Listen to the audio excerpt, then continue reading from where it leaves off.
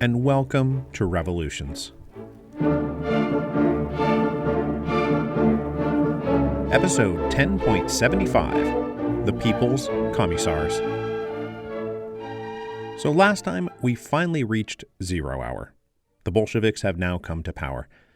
But as I said at the end of last week, it was only in retrospect that we know how important the events of October 1917 were to the history of Russia and the history of the world.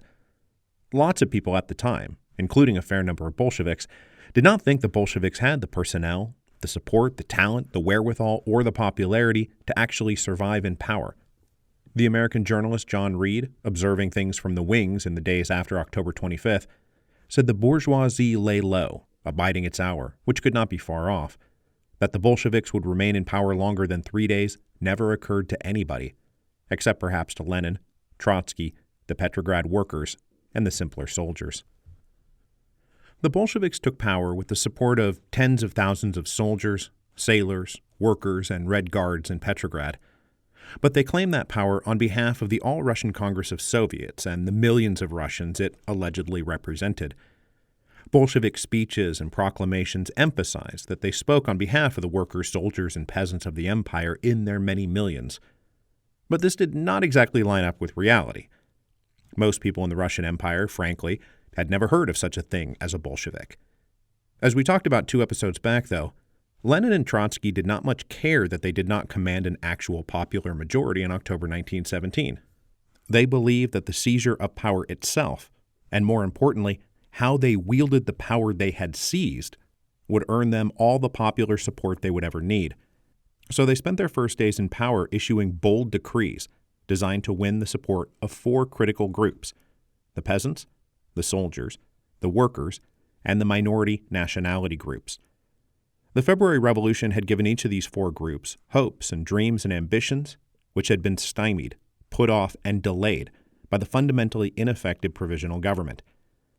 The Bolsheviks believed that if they delivered on the promises of the revolution, there was no reason to believe they would not become the most popular political party.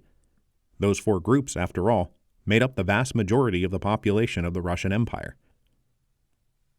The Second Congress of Soviets reconvened on the evening of October 26th, now shed of the SRs and Mensheviks who had walked out the day before, and composed entirely of Bolsheviks and left SRs. They got right to work. The first thing, above all, was the question of peace. So to immediately win over all those soldiers and sailors out there, the Congress of Soviets approved the Decree on Peace, which called for, and I'm quoting here, immediate peace without annexations, i.e., without the seizure of foreign lands, without the forcible incorporation of foreign nations, and without indemnities. The decree also said, the government considers it the greatest crime against humanity to continue this war over the issues of how to divide among the strong and rich nations the weak nationalities they have conquered, and solemnly announces its determination immediately to sign terms of peace to stop the war on the terms indicated. Until such a peace was signed, the decree said, the government proposes an immediate armistice to the governments and peoples of all belligerent countries. So the decree on peace was aimed at that most vital of constituencies, all the soldiers and sailors out there who were sick of fighting and sick of dying. The Bolsheviks had always been the anti-war party, and now that they had a chance to end the war, they planned to end the war. But the decree on peace also said, our appeal must be addressed both to the governments and to the peoples. We cannot ignore the governments, for that would delay the possibility of concluding peace, and the people's government dare not do that. But we have no right not to appeal to the peoples at the same time. The Bolsheviks, remember, see themselves as the spear tip of a European-wide proletarian revolution, and they plan to encourage the people of Europe to follow their lead if their respective governments refuse to end the war. The second major decree on the night of October 26th was the Decree on Land, meant to win the support of the peasantry. The Decree on Land offered the sweeping transfer of property to the peasant villages. It was a 4-point plan that was brief and to the point, and so I'll just go through it. 1. Landed proprietorship is abolished forthwith without any compensation. 2. The landed estates, as also crown, monastery, and church lands, with all their livestock, implements, buildings, and everything pertaining thereto shall be placed at the disposal of the land committees and Soviets of peasants' deputies pending the convocation of the Constituent Assembly. 3. All damage to confiscated property, which henceforth belongs to the whole people, is proclaimed a grave crime to be punished by the revolutionary courts. The Soviet of Peasants' Deputies shall take all necessary measures to assure the observance of the strictest order during the confiscation of the landed estates, to determine the size of estates and the particular estates subject to confiscation, to draw up exact inventories of all property confiscated, and to protect in the strictest revolutionary way all agricultural enterprises transferred to the people, with all buildings, implements, livestock, stocks of produce, etc. 4. The following peasant mandate shall serve everywhere to guide the implementation of the great land reforms until a final decision on the latter is taken by the Constituent Assembly. Now, a couple of notes on this. First, this is not the Bolshevik land program. Lenin was a staunch believer in nationalization and consolidation. He had never advocated local peasant committees taking direct possession of the land, which was the program outlined in the Decree on Land. One outraged SR said, "Ah, the land decree. It is our decree. It is the socialist revolutionary program intact. My party framed that policy after the most careful compilation of the wishes of the peasants themselves." Asked how he felt about the Bolsheviks putting this out there under their own name, he said, "It is an outrage." But Lenin didn't care about being doctrinaire at the moment, even about his own doctrines. The Bolsheviks needed to secure what they had never had, mass support of the peasantry. So they announced a program that embodied everything the peasants wanted: local control over the former large estates in their area. When challenged that the land decree was not in keeping with his own nationalization program, Lenin said, "That is unimportant. As a democratic government, we cannot simply ignore the wishes of the popular masses, even if we are in disagreement with them." At a session of the Petrograd Soviet a few days later, Lenin would say, "The SRs charge us with stealing their land program. If that was so, we bow to them. It is good enough for us." The Bolsheviks enacting the SR program may have rankled the SRs, but for Lenin, that was their problem, not his. When the SRs held power in the provisional government and in the Soviets, they had refused to enact their very popular land program. And this was part of the Bolshevik pitch, that other parties do nothing, while we act, now, immediately, without apology or hesitation. That was the Bolshevik way. The last thing to come out of this session of the Soviet Congress was the formation of a new government. Thanks to the right SRs and Mensheviks walking out of the Congress the day before, and the left SRs declining to participate, the Congress approved a government made entirely of Bolshevik Party members. Declining to call themselves ministers in order to break with the past, they dubbed themselves the Council of People's Commissars. Lenin became chairman of the council at the insistence of the Bolshevik Central Committee, who were not interested in the chief not being directly on the hook for the consequences of the thing he had so relentlessly pushed them to do, which was seize power. Lenin tried to make Trotsky Minister of the Interior, but Trotsky begged off, saying the Russian people would not accept a Jew in that position. "Of what importance are such trifles?" Lenin asked. Trotsky replied, "There are still a good many fools left." To which Lenin scoffed, "Surely we don't step with fools." But Trotsky said, "Sometimes one has to make allowances for stupidity." Instead, Trotsky took over as Commissar of Foreign Affairs, a role which probably better suited him anyway. I won't bore you with the whole list of names, except to note that at the bottom, the Georgian Joseph Stalin was made Chairman of Nationality Affairs. With a new government in place and a couple of sweeping decrees proclaimed, the Second Congress finished its work by electing a standing executive council of about 150 members to serve as the sovereign host of Lenin's new government. In theory, the government would be answerable to this executive committee of the Soviet, but this executive committee of the Soviet was of course chaired by the Bolshevik Kamenev, composed of a supermajority of Bolshevik members with a minority faction of left SRs. With this work done, the Second All-Russian Congress of Soviets closed up shop on October 27th, having existed for just about 48 hours, serving mainly as the midwife of a regime composed entirely of revolutionary Bolsheviks. In the chaotic atmosphere of the next few weeks, the Bolsheviks improvised their way through a minefield that everyone assumed would blow them up. And because they needed to improvise a course through this minefield, they did not put a lot of stock in the formalities of legislation. After the Second Congress formally dissolved, decrees would simply be published, signed by Lenin or some other commissar, most of them aspirational because, frankly, the Bolsheviks didn't have the means to implement most of what they were announcing. On October 27th, for example, the Bolsheviks made their pitch for the third of the four groups they needed to win over with their draft regulations on worker control. It was an 8-point plan that started: workers' control over the production, storage, purchase, and sale of all products and raw materials shall be introduced in all industrial, commercial, banking, agricultural, and other enterprises.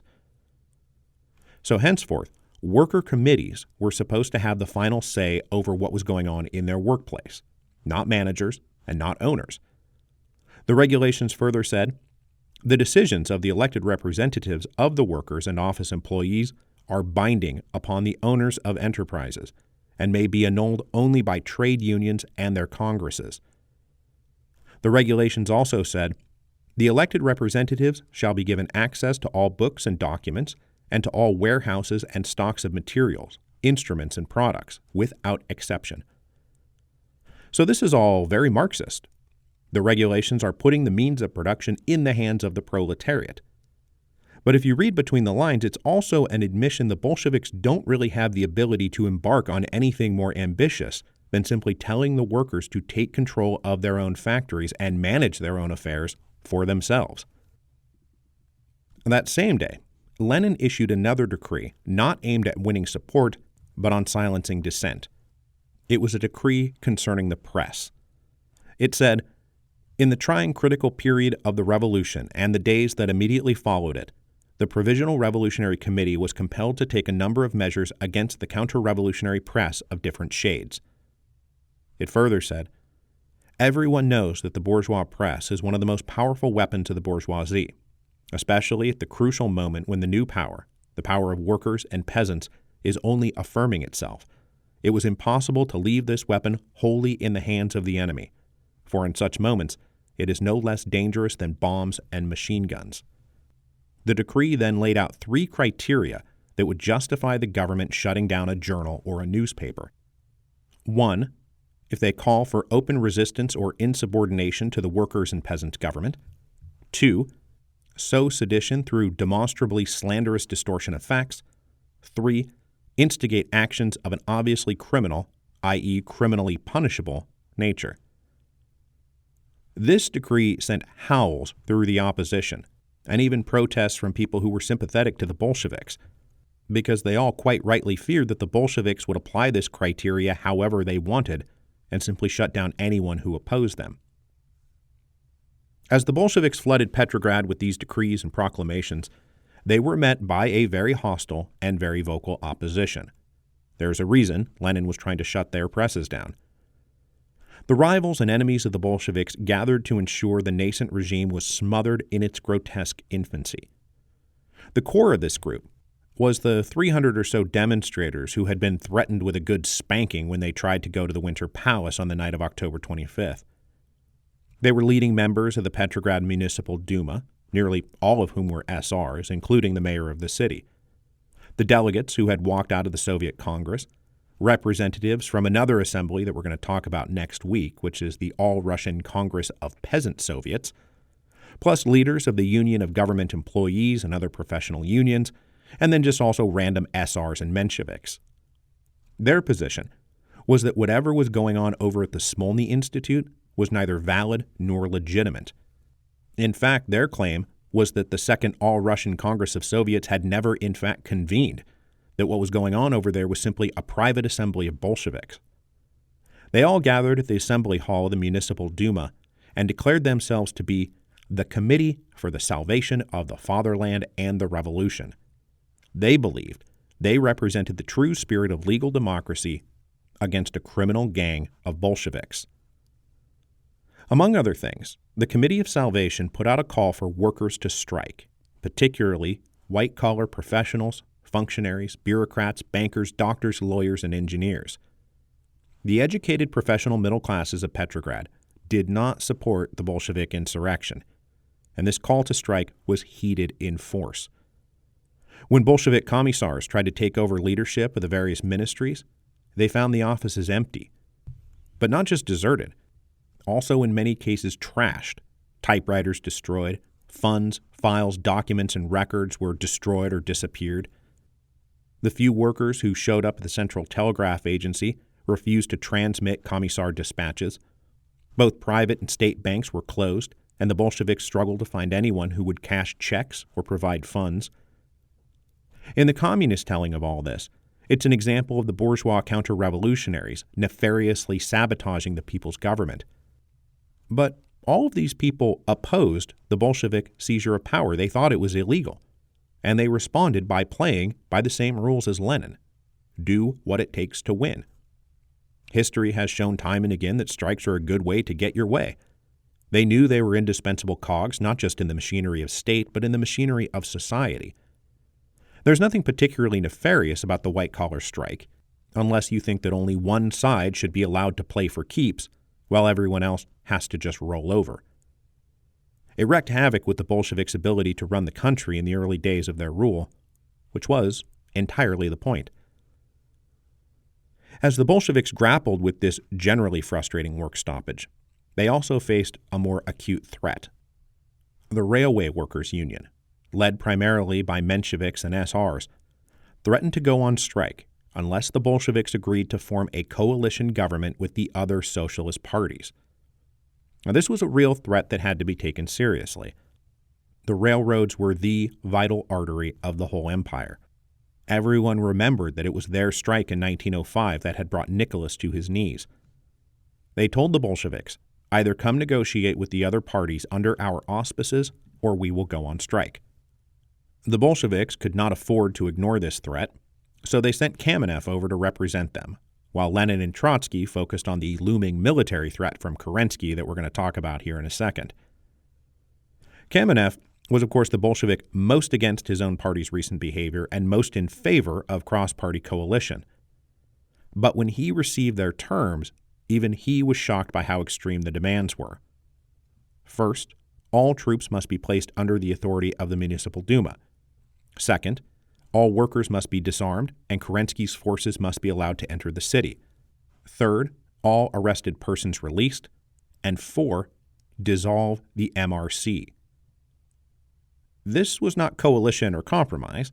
This was a demand for the total capitulation of the Bolsheviks.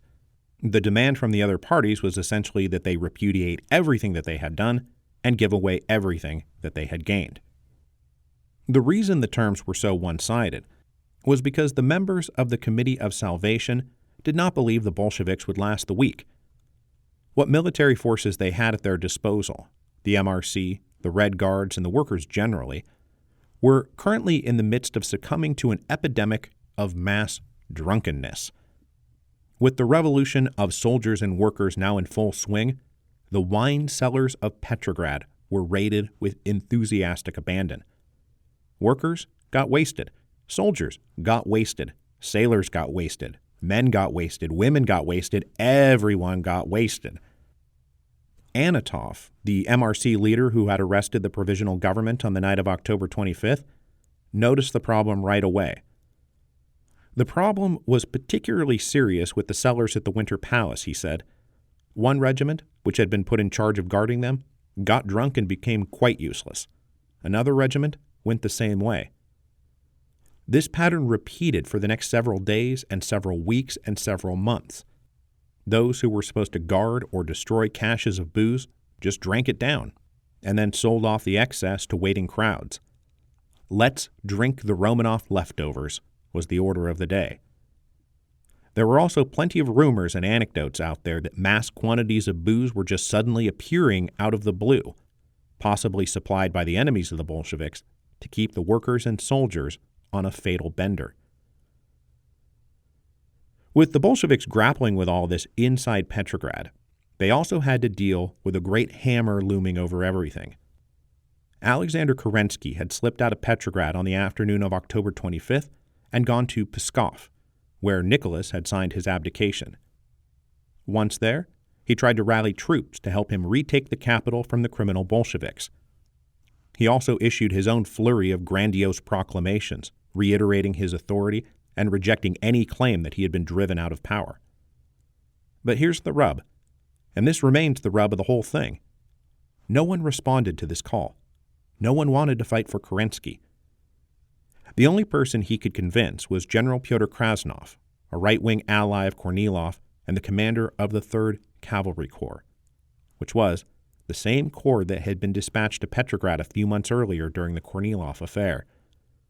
The men of this corps had no love for Kerensky, who they felt betrayed the honorable Kornilov and caused the death of their esteemed commander, who, you will recall from the end of that episode, shot himself in the heart. But though the men were standoffish, General Krasnov agreed to put them at the disposal of Kerensky.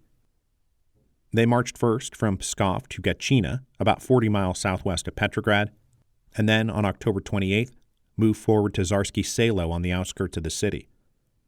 Kerensky tried to win over the troops there, but most of them were either neutral or pro-Bolshevik. They were certainly not going to fight for Kerensky. In the meantime, not knowing exactly what forces Kerensky would be able to muster, the Bolsheviks scrambled to defend Petrograd. They tracked down a couple of regular army colonels willing to oversee the artillery placed on the Pulkovo Heights defending the southwest approach to the city.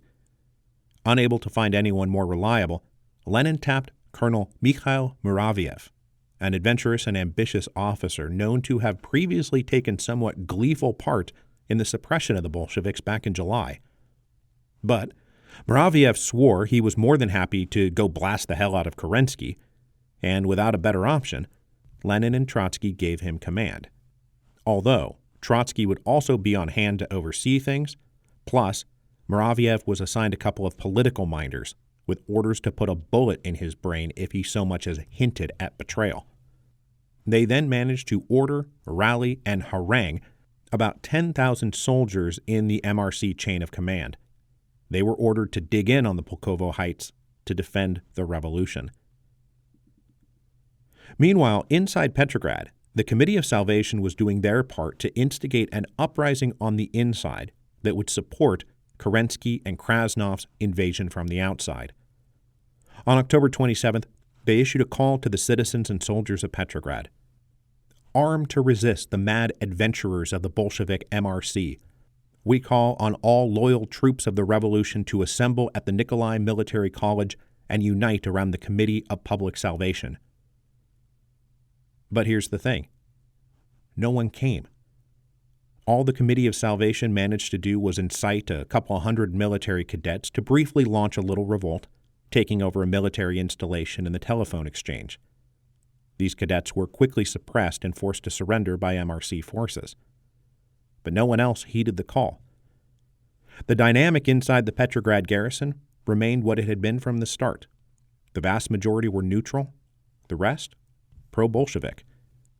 For all their pretensions to representing popular democracy against a tiny clique trying to seize power in an unpopular coup d'etat, the Committee of Salvation had to confront the fact that while it was true the Bolsheviks only had a very little bit of active support in the streets, they themselves had none at all.